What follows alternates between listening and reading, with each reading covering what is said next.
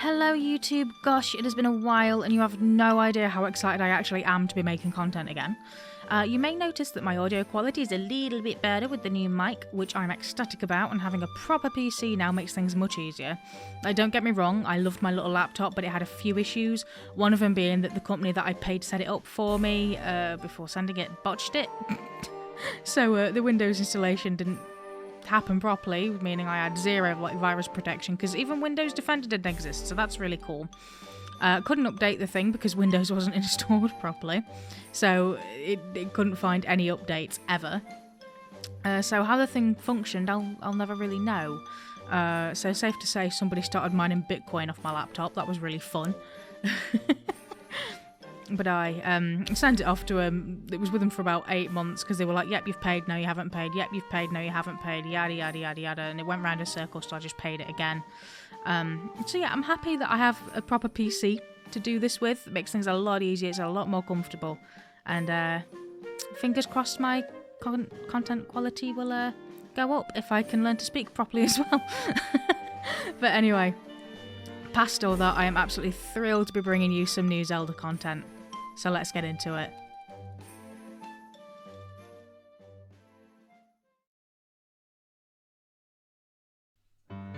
A nice and easy one to kick off with is a photo in the fishing hole run by Hina, which is situated at the Upper Zoras River, and for whatever reason I keep forgetting where it is every time I play the game, so I'm hoping that recording this will drill it into my head, because I keep thinking it's near Lake Hylia, like, you know, when you go up out of the cannon, and for some reason I keep thinking it's up there, and it clearly isn't.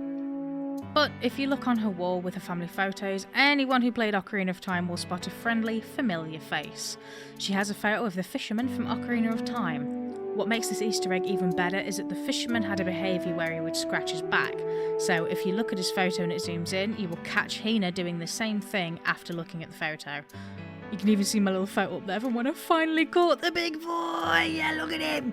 I can't even begin to tell you how proud I was that I finally did it after all these years.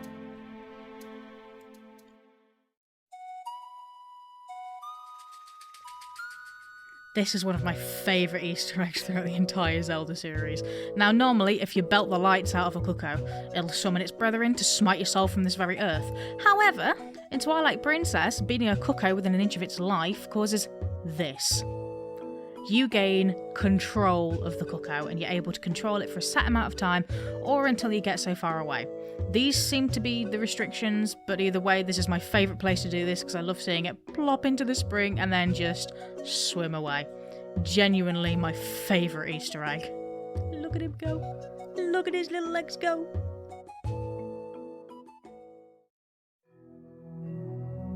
During the final dungeon of the game, there is a section where you have to use your Gale Boomerang to complete a puzzle to unlock the dungeon map. Near this location is a piece of land where you can dig as Wolf Link. Entering this place reveals it to be a graveyard. Using your senses reveals the spirits of soldiers, which upon closer inspection are absolutely horrifying. So if you leg it to the opposite end, dodging the enemies, you'll reach 2 gravestones. The stone on the left reads, "The cursed swordsman sleeps before the sacred tree."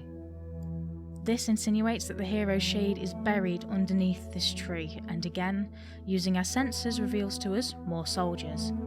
When entering close proximity, they will point in the direction of the stone that he is buried underneath. This gives me chills to my core, like enough to give me goosebumps. The spirit who has taught us so much through the game lies beneath this rock. He has been there to guide us, whilst his corpse is deep underground at rest, and just thinking about this gives me shivers. But wait, just who is the hero's shade anyway? Maybe we'll discuss that another time.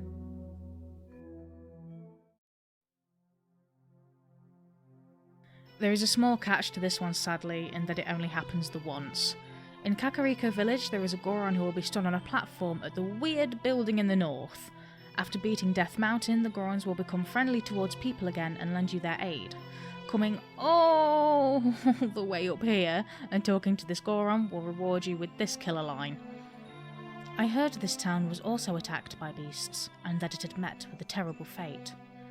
Yep, cheers lad, really appreciate that one. Sadly, I already triggered it during my own playthrough, so here is the image I found on Google. I absolutely adore this Easter egg. The Happy Mask Salesman still gives me nightmares, and I just think it's a really neat callback to one of the game's predecessors that was received so well.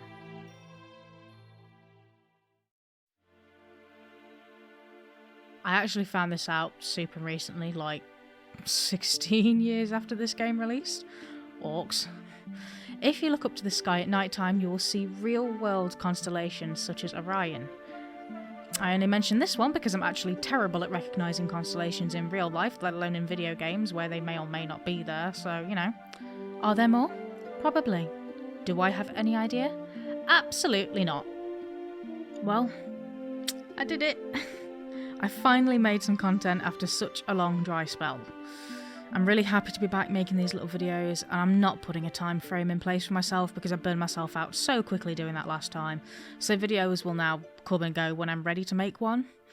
You know, ideally I'd like one every 2 months minimum, but a lot comes into play when I'm prepping and getting sorted to make these videos. I'll be getting a video out soon to explain where I've been and what I'm able to actually say, as I'm still in the process of figuring things out, but it's nothing to worry about and I will get by. Once again, thank you so much for your patience and your love, it means the world to me. If anybody's going to London MCM Comic Con at the end of October, I'll be bringing Agatha back out to one of the Zelda meets. Not sure which day yet, but I'll keep you updated on Instagram and Twitter. So if anybody wants to say hello, it'd be an absolute blast to meet you. And with that, have a good rest of your morning, afternoon, evening, or night, wherever you are. See you later.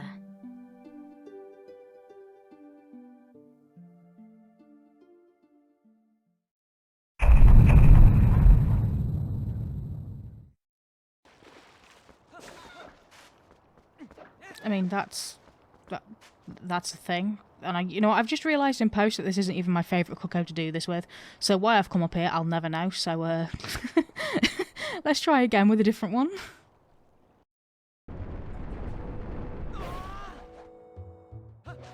Wow. Cheers, mate. Really appreciate that one. Amazing. Absolute top quality. Go on, lad.